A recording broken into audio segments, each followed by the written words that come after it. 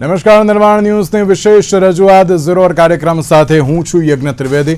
દર્શક મિત્રો, આજે ઝીરોર કાર્યક્રમમાં ચર્ચા વિચારણા કરવાની છે 5 રાજ્યોની જે ચૂંટણી યોજવામાં આવી હતી અને તેમાં પણ જે એક્ઝિટ પોલ અત્યારે તો સામે આવ્યા છે અને સાથે સવાલ પણ એ છે કે એક્ઝિટ પોલમાં અત્યારે તો કોની સરકાર રચાવાની છે. સાથે જ્યારે એમ કહેવાય ને કે અત્યારે સવાલો ઘણા બધા હતા, પરંતુ એ તમામ સવાલોની વચ્ચે રિયલ સેન્સમાં અત્યારે તો સરકાર કોણ બનાવશે ને તે પણ એક સવાલ છે.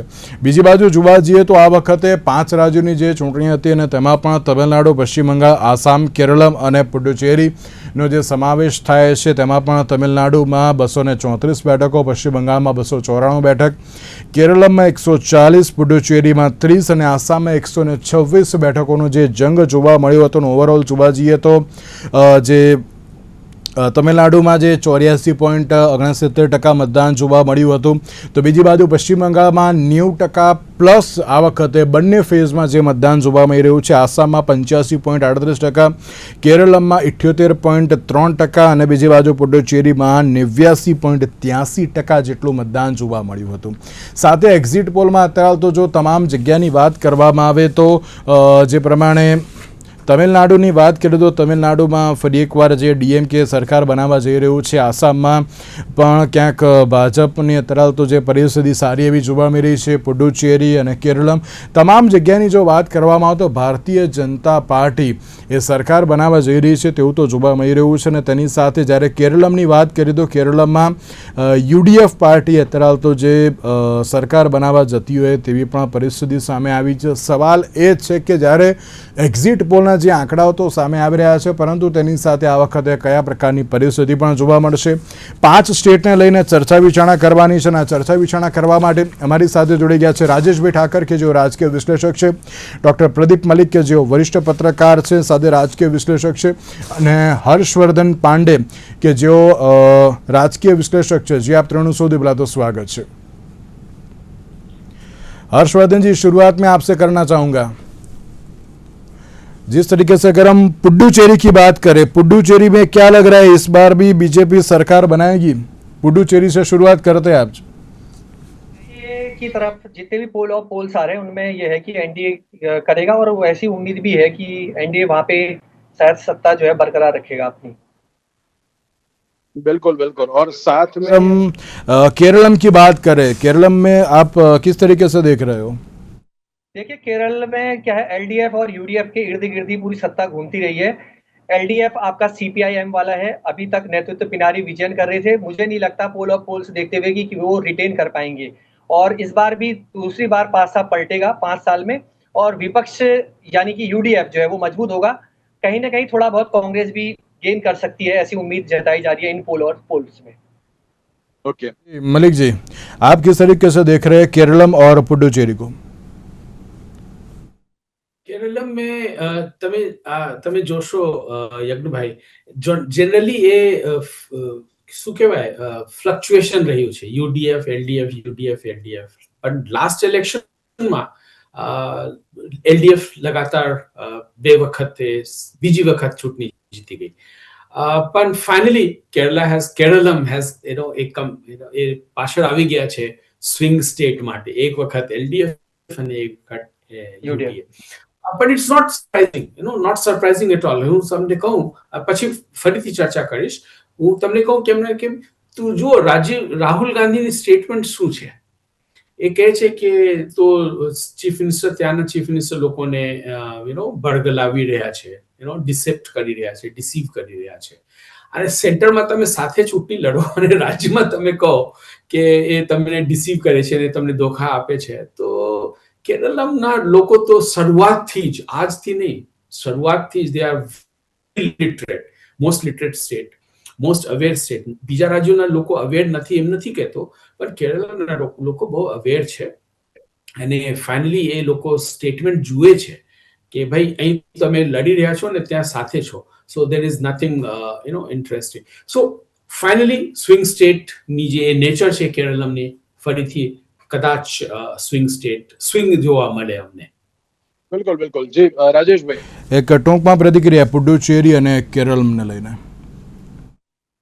પુડુચેરીમાં તો બરોબર છે કે એનડીએ બધા જ એક્ઝિટ પોલ લગભગ સત્તામાં આવતા બતાવી રહ્યા છે. કેરળની અંદર જ્યાં સુધી લેફ્ટ અને કોંગ્રેસ યુડીએફ ની વાત છે, એ સિવાય ભારતીય જનતા પાર્ટીના એંગલથી તમે જુઓ, તેમણે પગપેસારો કરવાની બહુ જ કોશિશ કરી છે અને એક લોકસભાની બેઠક જીતવી, તિરુવનંતપુરમમાં કોર્પોરેશન જીતવી, એ પછી એવું લાગતું હતું કે ભારતીય જનતા પાર્ટી કદાચ અહીંયા 7-8 ધારાસભ્યો જે છે એમના આવે એવી પરિસ્થિતિમાં આવે, એમનો વોટ શેર વધે. પણ જે અત્યારના પોલ બતાવી રહ્યા છે, એ પોલ ક્લિયર મેસેજ આપી રહ્યા છે કે અમે ત્યાં આગળ સત્તાનું પુનરાવર્તન નહીં, પરિવર્તન કરવા જઈ રહ્યા છે. એટલે કેરળની અંદર કોંગ્રેસ માટે જે અત્યારે જેટલા રાજ્યોની આપણે ચર્ચા કરીએ એમાં કોંગ્રેસ એક એવું છે કે જે કેરળની અંદર આશ્વાસન લઈ શકે એ સ્થિતિની અંદર અત્યારે હાલ દેખાઈ રહ્યું છે. કારણ કે લગભગ બધા જ જે એક્ઝિટ પોલ છે એ બહુમતીના આંકડાથી ઉપર જ બતાવે છે. ક્યાંય કન્ફ્યુઝન નથી કે એ બેમાં જુદું પરિણામ હોય કે બેમાં જુદું પરિણામ હોય. એટલે મોટા ભાગે અને ત્યાંની જે આ પરંપરા રહી છે એ પ્રમાણે પણ એવું લાગે. બીજું, કરપ્શનના ચાર્જીસ ત્યાં આગળ મુખ્યમંત્રી ઉપર પુષ્કળ હતા અને એ નેરેટિવ પણ જે છે એ પ્રજાની અંદર કદાચ ચાલ્યો હોઈ શકે. સાચી વાત છે. એટલે સવાલ આ વખતે એ છે કે આ વખતે કયા પ્રકારની પરિસ્થિતિ જોવા મળશે. રાજેશભાઈ, બીજો સવાલની શરૂઆત આપનાથી જ કરું. આસામને કઈ રીતે જોઈ રહ્યા છો આપ? કારણ કે જે પ્રમાણે આસામમાં આ વખતે પ્રચાર અને પ્રસાર પણ જે પ્રમાણેનો જોવા મળ્યો હતો અને ક્યાંક આ વખતે એક્ઝિટ પોલ પણ ભારતીય જનતા પાર્ટી તરફી જ જોવા મળી રહ્યા છે. કઈ રીતે જોઈ રહ્યા છો આપ તેને? પણ જો આસામને ગુજરાતની જેમ હેમંત વિશ્વા છે હિન્દુત્વની લેબોરેટરી બનાવવામાં સફળ થયા છે.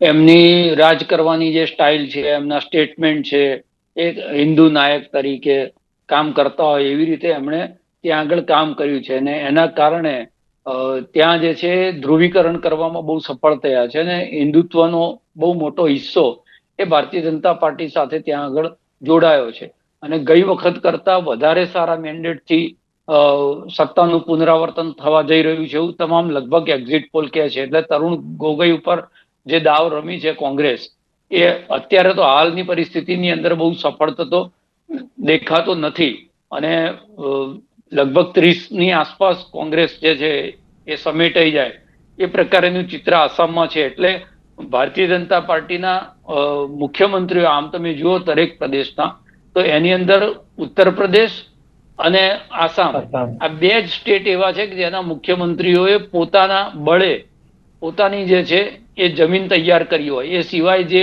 મુખ્યમંત્રીઓ મૂક્યા છે આજે છે ને કાલ ના હોય તો સ્ટેટમાં કઈ બહુ ફરક પડે એ પરિસ્થિતિ નથી. પણ આ બે જણાએ પોતાના મીડિયા અંદર નાખી દીધા છે અને એના કારણે આપણે ઘણી વખતે ચર્ચા જોતા આવીએ છીએ કે નેક્સ્ટ જનરેશનની જયારે ચર્ચા થાય ત્યારે આસામના મુખ્યમંત્રીનું નામ પણ યોગી આદિત્યનાથની જેમ ચર્ચાની અંદર આવતું હોય છે. એટલે આસામમાં ભારતીય જનતા પાર્ટી ચોક્કસ મજબૂત થવા જઈ રહી છે એવું એક્ઝિટ પોલ દેખાડે.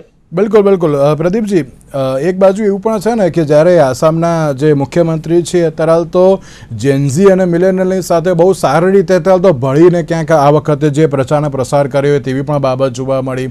તેઓ ક્યાંક નાચતા ગાતા પણ અત્યારે તો જે જોવા મળ્યા. અમુક મુદ્દાઓને લઈને ક્યાંક વિરોધ પણ તેમણે કર્યો કે આ વસ્તુ ના જ હોવી જોઈએ. એટલે લાગે છે કે ના જે આસામની જે જનતા છે ક્યાંક બહુ સારી રીતે કનેક્ટ થઈ ગઈ છે તેમ? યજ્ઞભાઈ, તમે એકદમ સાચી વાત કીધા છો. એકદમ જે કહેવાય ને હિટિંગ ધ બુલ્સ આય. લોકો સાથે કનેક્ટ થવામાં, વોટર્સ સાથે કનેક્ટ થવામાં એમાં ભાજપાને કોઈ માત નહીં આપી શકે. અને પશ્ચિમ બંગાળની વાત પછી કરીશું. એમાં ટીએમસી પણ છે, ભાજપા જેવી જ છે. પીપલ્સ કનેક્ટ જે રીતે ભાજપા કરી શકે છે હજી અત્યાર તો છેલ્લા કેટલા વર્ષોથી, દાયકાઓથી કોંગ્રેસ ડેફિનેટલી નોટ એ લોકો કરી શક્યા નથી. તો પીપલ કનેક્ટ માટે જે એક્ટિવિટીઝ આપે છે, કાર્યક્રમો આપે છે, જે રીતે લોકોને મોબિલાઇઝ કરે છે અને લોકોને મોબિલાઇઝ કરે છે ઇવેન્ટ્સમાં, કાર્યક્રમોમાં, અને ત્યાંથી લઈને એમની સાથે જ રહે છે. 5 વર્ષ સુધી એમની સાથે જ રહે છે. ચૂંટણી સુધી, ચૂંટણીના દિવસે પોલિંગ બૂથ સુધી મોબિલાઇઝ કરે છે. તો એ જો પીપલ્સ કનેક્ટ છે, પીપલ્સ મોબિલાઇઝેશન છે, ભાજપાથી શીખવું જોઈએ છે. કોંગ્રેસ એમની પ્રતિદ્વંદી ચોક્કસ છે, પણ પ્રતિદ્વંદીથી શીખવામાં કોઈ હાનિ નથી. પણ મારે કોઈ સજેશન નથી કોંગ્રેસ માટે, પણ let us give credit to Bhajpa કે પીપલ્સ કનેક્ટ ના કાર્યક્રમો જે રીતે લોકોએ આપે છે, nobody can beat them. કોઈ એમની પ્રતિદ્વંદી નથી આ બાબતમાં. बिल्कुल बिल्कुल अच्छी बात है। हर्षवर्धन जी, आसाम की अगर बात करें तो आसाम को आप किस तरीके से देख रहे हो, क्योंकि यहाँ पे ऐसा भी लग रहा था, सब लोग ये भी कह रहे थे कि यहाँ पे एग्जिट पोल की ज़रूरत ही नहीं है, सब लोगों ने भाजपा को कहीं पे एक्सेप्ट कर लिया और वहाँ पे भाजपा की ही सरकार बनेगी, ऐसा लोग भी कहीं पे बात कर रहे थे। किस तरीके से देख रहे हैं आप आसाम को भी? आसाम में जो है कि जो बीजेपी है वो उसने अच्छा चुनाव लड़ा। दूसरा, कहीं ना कहीं वो जो पोलराइजेशन वाली पिच है उस पर बीजेपी सफल होती जो है वो दिखाई दे रही है, पोल ऑफ पोल्स में भी, जितने भी एग्जिट पोल आए हैं उसमें। और कहीं ना कहीं आप ये देखिए कि 2023 में इन्होंने परिसीमन करवाया था, वहां पे आसाम में आपकी 30 से 35 सीटें जो मुस्लिम डोमिनेटेड थी वो घट के जो है 20-21 के आसपास आ गई थी अगी भाई। तो आपका ये जो लार्जर वाली पिक्चर में आप देखें तो गौरव गोगोई की जो पिक्चर थी कांग्रेस वाली वो चल नहीं पा रही वहां पे, और हेमंत विश्व शर्मा जो है वो बहुत अच्छा कर गए। आप ये देखिए कि पिछले बार 60 सीटें बीजेपी ने जीती थी और इस बार वो 92 सीटें पे चुनाव लड़ रही है आसाम के अंतर्गत। असम गण परिषद भी जो है 26 सीटों पे लड़ रही है।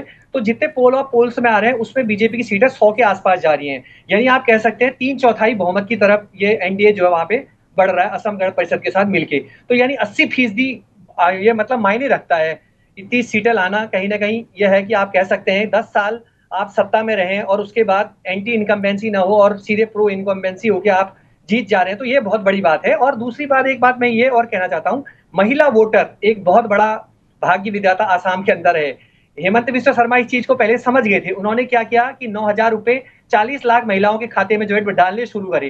तो कहीं ना कहीं ये मानना पड़ेगा, आधी आबादी की हम बात कर रहे हैं अभी, और आपने देखा कि नारी शक्ति वंदन वाला भी इन्होंने वो किया। अभी इस बार बिल वगैरह भी लेके आए दोबारा इस पे, तो हालांकि वो पास नहीं हो पाया, लेकिन कहीं ना कहीं जो है वो गेम चेंजर आसाम में महिलाएं भी रहेंगी और इसका भी प्रभाव जो है वहां दिखाई दे रहा है अभी से, चुनाव जब से चल रहे थे तब से, और 4 तारीख को भी मुझे लगता है रिजल्ट्स में भी इसका प्रभाव दिखाई देगा। तो कहीं ना कहीं आसाम में हेमंत विश्व शर्मा की पिक्चर जो है वो चल रही है लंबी। जी बिल्कुल बिल्कुल। 3 महत्वपूर्ण स्टेटने लईने तो बात थई, हवे बात करिए सौथी महत्वना 2 स्टेटने लईने। तमिलनाडु, राजेशभाई, तमिलनाडुની વાત કરીએ તો કઈ રીતે જોઈ રહ્યા છો? ડીએમકે, એઆઈએડીએમકે લાસ્ટ ટાઈમની વાત કરીએ તો 159 બેઠકો ડીએમકે લાવ્યું હતું। એઆઈએડીએમકેના જે પલાનીસ્વામી જે છે આ વખતે ઘણી મહેનત તો કરી રહ્યા છે, પણ ક્યાંક લાગે છે કે ના રિઝલ્ટ અત્યારે તો મળશે। શું કહેશો આપ તમિલનાડુ લઈને? કારણ કે જો ગઈ વખતની વાત કરીએ તો ડીએમકેનો જે વોટ શેર હતો એ 45% હતો, એઆઈએડીએમકેનો ક્યાંક 40% પણ જે જોવા મળ્યો હતો। જ્યારે આ વખતની વાત કરીએ તો ક્યાંક વોટિંગ જે તમિલનાડુનું જોવા જઈએ તો 84% વોટિંગ તો અત્યારે જોવા મળી રહ્યું છે। કઈ રીતે જોઈ રહ્યા છો આપ તેને? પણ તમિલનાડુની અંદર જે છે એ જયલલિતાના ગયા પછી એઆઈડીએમકે જે છે એ રાજનૈતિક રીતે થોડીક નબળી પડી છે અને એ પોલિટિકલી આઈડિયોલોજીની અંદર કન્ફ્યુઝ થઈ છે કે દ્રવિડિયન રાજનીતિ સાથે ચાલવું કે રાઇટ વિંગ સાથે ચાલવું, અને એના કારણે એનું જે કનેક્ટ હોવું જોઈએ, બીજું એક જે વ્યક્તિના કારણે કનેક્શન હતું જયલલિતાના કારણે, એ કનેક્શન ત્યાં આગળ બનાવી શક્યા નથી। ત્રીજું, એલાયન્સની અંદર કન્ફ્યુઝ રહી છે પાર્ટી, ક્યારેક આની સાથે એલાયન્સમાં હોય છે, ક્યારેક નથી હોતું।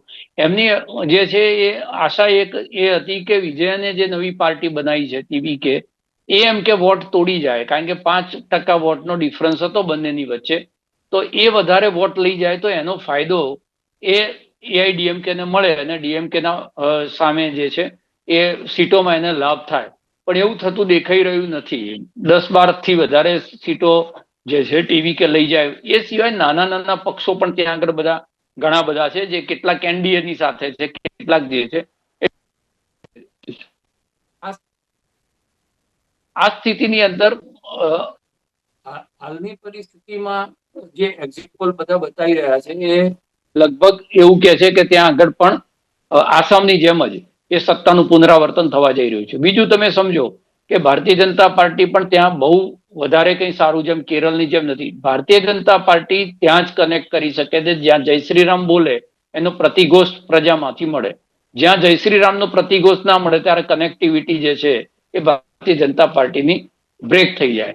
અને આ બધા જ રાજ્યો એવા છે જેની અંદર હિન્દુત્વની રાજનીતિ બહુ ચાલે। તમે પશ્ચિમ બંગાળની ચર્ચા આગળ કરીશું।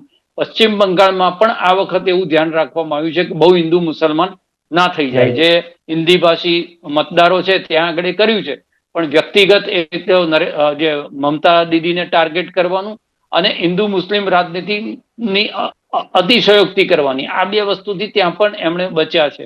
જેમ કેરળની અંદર ચર્ચમાં પણ નરેન્દ્ર મોદી ગયા, ઈસાઈઓની સાથે બી એમણે મિટિંગ કરી, એવી જ રીતે આ તમિલનાડુની અંદર પણ સ્થિતિ એ છે કે હિન્દુત્વનું કાર્ડ ત્યાં બહુ પ્રયત્ન કર્યો એમણે, પણ હિન્દુત્વનું કાર્ડ ત્યાં આગળ બહુ ચાલતું છે નહીં. અને એટલા માટે સ્ટાલિન જે છે એ ફરી એક વખત, બીજું SIR ના કારણે અને SIR ના નામે સીમાંકનની વાત આવી, એનાથી પાછું પેલું તામિલનાડુ જેમ બંગાળમાં સ્મિતાની વાત આવી, એવી રીતે તમિલનાડુની અંદર કે સાઉથનું મહત્વ જે છે દેશની અંદર ઓછું કરવા માટે, કે સાઉથને દેશથી અલગ કરવા માટેની આ એક ષડયંત્ર છે. એ જે નેરેટિવ આપ્યો એને પણ ઘણો બધો જે છે એની અંદર ભાગ ભજવ્યો હોય એવું હાલ લાગે છે. બિલકુલ બિલકુલ સાચી વાત છે. સાહેબ, આપ કઈ રીતે જોઈ રહ્યા છો તમિલનાડુને? કારણ કે એમ કહેવાય ને કે તમિલનાડુમાં આ વખતે ભારતીય જનતા પાર્ટીએ ક્યાંક મહેનત પણ અત્યારે કરી હતી. કેરળ કરતાં વધારે ક્યાંક મહેનત અત્યારે તમિલનાડુમાં તો જોવા મળી હતી, પણ તેની સાથે લાગે છે કે ના, આ વખતે ક્યાંક રિઝલ્ટમાં થોડું ઘણું ચેન્જ થાય? કારણ કે જે પ્રમાણેનો અત્યારે તમિલનાડુનો જે એક્ઝિટ પોલ જે સામે આવી રહ્યો છે તેની ઉપરથી ચોક્કસ ક્યાંક બાબત એવી જ આવે છે કે ના, DMK ફરી એકવાર અત્યારે તો જે સરકાર બનાવવા જઈ રહ્યું છે. કઈ રીતે જોઈ રહ્યા છો આપ તેને? પણ યજ્ઞભાઈ, તમિલનાડુ અને બંગાળમાં પણ અને મહદઅંશે તમે જુઓ તો અસમમાં પણ જો આઈડેન્ટિટી પોલિટિક્સ છે ને, બહુ સ્ટ્રોંગ પોલિટિક્સ છે. અને ત્યાં Dravidian identity પ્રીડોમિનેટ્સ the Hindutva identity કે કોઈ બીજા આઈડેન્ટિટીને. તો DMK બહુ સારી રીતે તમિલિયન આઈડેન્ટિટીને વધાવી રાખી છે. તમે જુઓ, મહિલા બિલ જ્યારે એ લોકોએ ડિફીટ થયું, વોટ ડીડ હી સે કે તમિલનાડુએ પસ્ત કરી છે આ બિલને. સો બહુ સારી રીતે એ લોકો આઈડેન્ટિટી પોલિટિક્સને જાળવી રાખી છે. અને જેમ અમારા એક્સપર્ટ કહેતા હતા, એ વાત સાચી કે જયલલિતા પછી AIADMK વિભક્ત થઈ ગયા છે. એક નહીં, બે નહીં, 3 ભાગમાં છે. EPS જે જ્યારે જયલલિતા ચીફ મિનિસ્ટર હતા અને જ્યારે એમને જેલ જે થયું કે કઈ કોઈ તો EPS use to B the chief minister. પણ જયલલિતા ગયા પછી OPS પાસે પાર્ટી આવી ગઈ, એ જનરલ સેક્રેટરી થઈ ગયા અને EPS અને OPS માં મતભેદ થયો અને આજની તારીખમાં EPS DMK માં જોડાઈ ગયા છે. ઓકે. અને સાથે નટરાજન જે છે, જે એમની બહુ સારી એસોસિએટ હતા, એ પણ AIADMK થી બહાર છે. AIADMK is nowhere in the picture. The only silver lining શું છે કે ભાજપાએ બહુ મહેનત કરી છે ત્યાં. ઓકે. અને કદાચ થોડીક અસર એની દેખાય છે, પણ થોડીક અસર. Okay okay okay. હર્ષवर्धनજીને પણ આજ જે સવાલ પૂછવો છે तमिलनाडु માટે. जी हर्षवर्धन जी, क्या कहोगे? थोड़ा शॉर्ट में बताना से. देखिए, तमिलनाडु में वही है, जैसा कि साथी पैनलिस्ट जैसे प्रदीप सर ने कहा और राजेश भाई ने कहा, वो बात बिल्कुल सही है. क्योंकि एक आपका 5-5 साल में सत्ता वहां बदलती रही है, एक वैक्यूम रहता है हर साल, तो वो 5-5 साल में सत्ता बदल देते हैं. अब AIADMK के कमजोर होने का कहीं ना कहीं खामियाजा जो है भाजपा को भुगतना पड़ेगा, क्योंकि वो गठबंधन में है. और कहीं ना कहीं जो द्रविड़ राजनीति है उसके खिलाफ भी आप नहीं जा सकते, अपना हिंदुत्व आप उस पर थोप नहीं सकते. ऐसा नहीं है कि हिंदुत्व पे आपका ही पेटेंट है तमिलनाडु में. तो कहीं ना कहीं DMK जो है वो फिर से जो है अपनी सत्ता जो है मुझे लगता है रिटेन करता नजर आ रहा है इन एग्जिट पोल के अंदर, और ये बहुत बड़ी बात है. नहीं तो क्योंकि आप ये देखिए भाई, MGR थे वो 2 बार रिपीट हुए, अब ये पहला मौका होगा DMK का जब दूसरी बार लगातार वो रिपीट होंगे. नहीं तो वहां सत्ता बदलती रही है, और जिस तरह से बंटवारा हुआ है AIADMK में, पनीर सेल्वम का अलग, ये अलग, तो इससे जो है कहीं ना कहीं नुकसान भेजना पड़ेगा. और जब आप साथ में गठबंधन में हो तो भाई हम तो डूबेंगे सनम, तुम्हें भी ले डूबेंगे, तो वही वाली बात है. हर्षवर्धन जी, सबसे महत्वपूर्ण स्टेट की बात करते हैं, पश्चिम बंगाल, जहां पे भारतीय जनता पार्टी के लिए अस्तित्व की लड़ाई है. किस तरीके से देख रहे हो आप पश्चिम बंगाल को, हर्षवर्धन जी? देखिए, माँ, माटी और मानुष का एक बहुत बड़ा मुद्दा रहा है बंगाल में. आप ये देखिए यागिर भाई, बंगाल के बारे में कोई कुछ कह भी नहीं पा रहा है, और जितने भी एग्जिट पोल आ रहे हैं मुझे उनमें बहुत खामियां लग रही हैं, व्यक्तिगत तौर पर मेरा मानना है. लेकिन कहीं ना कहीं लगता है कि बीजेपी परसेप्शन की लड़ाई में ममता बनर्जी जो है कमजोर लड़ाई लड़ रही है, लेकिन जमीन स्तर पर जो है स्थितियां बिल्कुल अलग हैं. ममता का जो कोर वोट बैंक है वो उसके साथ आज भी जो है बना हुआ है. जैसा कि हम हेमंत विश्व शर्मा की बात कर रहे थे, 40 लाख रुपए 40 लाख महिलाओं के खाते में 9-9 हजार रुपए वो डाले। ममता बनर्जी ने क्या करा है कि वहां पर रूपोश्री योजना चलाई है, कन्याश्री योजना चलाई है, प्रवासी जितने भी बंगाली आ रहे हैं उनको वो पैसा दे रही है 5-5 हजार रुपए। और पहले हम कहते थे, चुनाव प्रचार में भी आपको दिखा होगा कि किस तरह से पर्सनल अटैक करते थे, पहले दीदी ओ दीनी, दीदी ओ दीदी, ममता बानो, क्या क्या नहीं कहा गया ममता बनर्जी। इस बार हिंदू मुस्लिम तो हो नहीं रहा है, क्योंकि बीजेपी समझ गई है कि इस पिच पे वो यहाँ पे कुछ नहीं कर सकती हैं। तो कहीं ना कहीं ममता बनर्जी ने उसके राष्ट्र और धर्म को जो है बंगाली अस्मिता और सांस्कृतिक पहचान से जोड़ने की बहुत अच्छी तरीके से कोशिश की है। पहले चरण में बीजेपी ने अच्छा परफॉर्म किया है वहां पे। दूसरा चरण जो आज हुआ है, मुझे लगता है कि टीएमसी इस पे जो है, इस चरण में टीएमसी बहुत अच्छा कर रही है, क्योंकि जो मतुआ समुदाय है वो बीजेपी का बहुत बड़ा गढ़ रहा है बंगाल के अंतर्गत, जो दूसरे चरण में भी है। तो कहीं युवा है, मतुआ है, आदिवासी है, वो पर्चा नहीं भर पाए। तो कहीं ना कहीं बीजेपी थोड़ा सा मतलब अच्छा, जो मतलब पिछले बार उससे गेन किया, इस बार जो है टीएमसी जो है दूसरे चरण में अच्छा करेगी। और कहीं ना कहीं ममता बनर्जी के पास जो कैडर है, वो वोटर है, वो उनका आज भी जो है उनके साथ जमा पड़ा है। 2.25 करोड़ महिलाओं को जो आप पैसा दे रहे हैं, जो भी मतलब 1500 रुपए दे रहे हैं, बीजेपी भी कह रही है, हालांकि 3000, क्योंकि यज्ञ भाई एक आप दे रहे हैं और एक आप देंगे, इनमें बहुत फर्क आता है। अगर हेमंत, आप ये देखिए कि हेमंत सोरेन जो है झारखंड में सरकार बना ले जाते हैं, आप देखें महाराष्ट्र में और मध्य प्रदेश में शिवराज सिंह चौहान लाडली बहना योजना लाते हैं तो जीत जाती है। तो ये चीज तो है। और सबसे बड़ी बात, बीजेपी तब अच्छा करेगी बंगाल में मुझे लगता है जब उसका ममता का जो सॉलिड वोट है, जो अल्पसंख्यक वोट है और जो मुस्लिम वोट है और जो महिला वोट है, इसको अगर ये खींच लें अपने पाले में बीजेपी, मुझे मुश्किल लगता है बीजेपी का, क्योंकि मुस्लिम वोट तो वो नहीं ले सकती है। अगर महिला का थोड़ा बहुत भी आया तो कुछ फर्क पड़ सकता है। हाँ, ममता बनर्जी की सीटें कम हो सकती हैं, लेकिन ये भी एक सत्य है बंगाल की राजनीति का। आप ये देखें, अभी तक के जितने भी चुनाव हुए हैं, अगर 91 के 71 के चुनाव को छोड़ दें, वहां पे क्लोज फाइट हुई थी। इसके बाद 2001 में मुझे याद है अच्छे से, शायद सीपीआई वाम दलों का गठबंधन था, 191 सीट लाई। आप उसके बाद के सारे चुनाव देख लीजिए दिलीप भाई, ट्रेंड देख लीजिए, जो ट्रेंड है, जिसको भी सत्ता मिली वो प्रचंड बहुमत के साथ सत्ता मिली है। तो ये हो सकता है 200 से नीचे आ जाए ममता, लेकिन कहीं ना कहीं अभी भी उनकी जो मोदी फैक्टर है, उस पे जो है ममता का मुस्लिम फैक्टर, महिला फैक्टर और माइनॉरिटी फैक्टर, ये जो ट्रिपल एम है, ये भारी लगता है मुझे। जी બિલકુલ મલિક સાહેબ, એટલે એવું લાગે છે ખરી કે આ વખતે એક્ઝિટ પોલ જે બંગાળ માટેના જે બતાવી રહ્યા છે ક્યાંક ખોટા સાબિત થઈ શકે છે ખરી?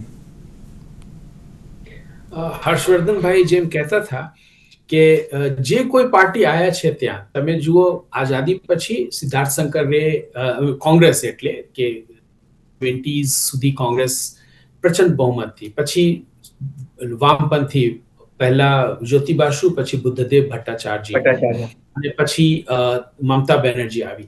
જે કોઈ પાર્ટી આવી છે પ્રચંડ બહુમતથી આવી છે અને પ્રોપર ડોમિનેશન જેને કહેવાય છે, બંગાળમાં એક પાર્ટી જે હોય જે સત્તામાં છે એ ડોમિનેટ કરે, બીજી પાર્ટીને તો બહુ મુશ્કેલી થાય, કોઈ પણ પાર્ટી હોય. તો જે આજે દેખાડે છે એક્ઝિટ પોલ, અને બી અગેન ફરીથી કહું, અમે લોકો બધા સહમત છીએ કે એક્ઝિટ પોલ અવારનવાર થાય અને એ ખોટું પણ જાય, પણ જે દેખાડે છે જમીની સ્થિતિ જે છે ને એ બહુ જુદી છે. મમતા દીદી આજે પણ બહુ જ પોપ્યુલર છે ત્યાં, એમાં કોઈ બેમત નથી. પછી એના પછી પોપ્યુલર છે એ તો છે, પછી જે ધર્મની સમીકરણ જે છે ને ત્યાં, એ જો લગભગ 30 ને 30% તો લગભગ ટીએમસી ને જ જવાનું છે, મુસ્લિમોને. અને પછી 70% વોટ છે તમારી પાસે. 70% વોટમાંથી તમારે 80 થી 90% તમને જોઈએ, જો તમને સત્તા બહુમતી જોઈએ, 80 થી 90%. અને એ બંગાળના ભદ્ર લોકો એ ક્યારે કરવાના નથી. ભદ્ર લોકો they look themselves at a superior લોકો. એ લોકો ધર્મની વાત કરતા પબ્લિકમાં એ વાત કરવા માંગતા નથી, અને જો કોઈ વાત કરે પબ્લિકમાં તો એ તેમને હીન દૃષ્ટિથી જોવે. they look down upon them. આ કયા લોકો છે? અમે લોકો તો ભદ્ર લોક છીએ, અમે લોકો we are enlightened people. એટલા માટે એમની પાસે she still has the edge જે કહેવાય. એક્ઝિટ પોલ જે કોઈ આંકડા દેખાવે, પણ મને હર્ષવર્ધનભાઈની જેમ જ મને લાગે છે કે મમતા દીદી પાસે હજી પણ એજ છે. પણ BJP, this is your best, આ તમારી બેસ્ટ ચાન્સ છે.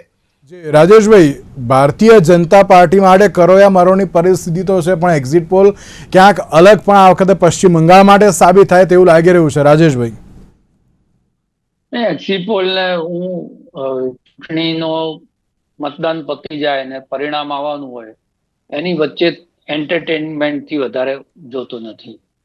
એક ટાઈમ પાસ પ્રોસીજર છે, કારણ કે તમે સમજો કે હજી તો મતદાન 6 વાગે પૂરું થયું છે અને 6:15 વાગે એના આંકડા આવવાના શરૂ થઈ જાય. મોટા ભાગે જે છે પરસેપ્શન હોય છે, પરસેપ્શન પ્રમાણે. અને પશ્ચિમ બંગાળમાં તો મેં જોયું કે તમામ એક્ઝિટ પોલ જે છે એવી રીતના આંકડા આપ્યા છે કે 10% આમ થઈ જાય તો ટીએમસી આવે, 10% આમ થઈ જાય તો બીજેપી આવે. અને એ લોકો પોતે જ કહે છે કે આટલું વેરિએશન તો આની અંદર રહે, એટલે પોતાની ઇજ્જત બચાવતા એવી રીતે સેફર સાઈડમાં એમણે ફિગર્સ આપ્યા છે. આપણે એનો ચર્ચામાં નથી જતા, પણ ભારતીય જનતા પાર્ટીએ ત્યાં સત્તા મેળવવા માટેની પૂરી તાકાત લડાઈ દીધી છે. અને અત્યાર સુધી એ થયું છે કે એમણે જે ડાબેરી વોટ કપાતા ગયા એ ભારતીય જનતા પાર્ટીની તરફ આવતા ગયા. હવે જે છે એનો સેચ્યુરેશન પોઈન્ટ આવી ગયો છે. હવે જે ડાબેરી વોટ એમના પક્ષે આવવાના હતા એ આવી ગયા છે. હવે એમણે જે તોડવાના છે તો ટીએમસી ના વોટ તોડવાના છે. એ ત્યાં આગળ જે છે ત્યાં આગળ ભારતીય જનતા પાર્ટીને હવે મુશ્કેલ પડી રહી છે. જે 10% વોટનો ગાળો છે ટીએમસી અને ભારતીય જનતા પાર્ટીને મળેલા વોટનો, એ હવે એને ટીએમસી માંથી શિફ્ટ કરવાના છે. અને શિફ્ટ કરવા માટે બીજું મમતા બેનર્જી જે છે એનું હોમ ગ્રાઉન્ડ છે ટેસ્ટ ક્રિકેટની જેમ રમે છે. ભારતીય જનતા પાર્ટી ત્યાં પોલિટિકલ આઈપીએલ રમે છે. આ વખતે ટીમમાં અહીંયાથી ઉમેદવારો ખરીદી લીધા, બીજી વખતે મારી ટીમમાં અહીંયાથી ઉમેદવારો ખરીદી લીધા, એટલે બધાને ભેગા કરી અને ત્યાં આગળ ચૂંટણી લડે. લોકલ સંગઠન ભારતીય જનતા પાર્ટીનું જે રીતે બીજા રાજ્યોની અંદર છે કે પોતાના બળે કાર્યકર્તાઓ બનાયા હોય અને સંગઠન પેદા કર્યું, એની આઈડિયોલોજી સાથેનું સંગઠન હોય. જો ડાબેરી માંથી આવેલો માણસ જે છે સત્તા માટે કદાચ તમારી પાસે આવે કે એમની પાર્ટી નબળી પડી છે એટલે, પણ ડાબેરીઓની જે આઈડિયોલોજી છે ને એટલી સ્ટ્રોંગલી એમની અંદર ઉતરી ગયેલી હોય કે જે ભારતીય જનતા પાર્ટીની આઈડિયોલોજી સાથે મેચ ના થાય. એટલે શરીર જે છે એ ભાજપમાં હોય, એનું મન જે છે એના વિચારોમાં. આવું એક સંગઠન છે. સંગઠન આ વખતે સીઆરપીએફ ને કેન્દ્રીય દળો ને બધી જેટલી તાકાત જેટલા રસ્તા કરવાના હોય બધા રસ્તા કરી લીધા છે. જોઈએ પરિણામ શું આવે છે, પણ ટક્કર કાંટાની છે. બિલકુલ બિલકુલ સાચી વાત છે. ટક્કર કાંટાની છે ને તેની સાથે ક્યાંક ભારતીય જનતા પાર્ટી માટે અસ્તિત્વનો જંગ તો છે. હવે જોવાનું એ રહ્યું કે આ વખતે કયા પ્રકારની પરિસ્થિતિ સ્પેશિયલી અત્યારે પશ્ચિમ બંગાળમાં અત્યારે તો કઈ રીતની જોવા મળી રહી છે. તેની સાથે રાજેશભાઈ, પ્રદીપભાઈ અને હર્ષવર્ધનજી, આપ ત્રણનો આભાર અમારી સાથે આ ચર્ચા વિચારણામાં જોડાવા માટે. તો દર્શક મિત્રો, આજના વિશેષ કાર્યક્રમ બનાવશે. નમસ્કાર.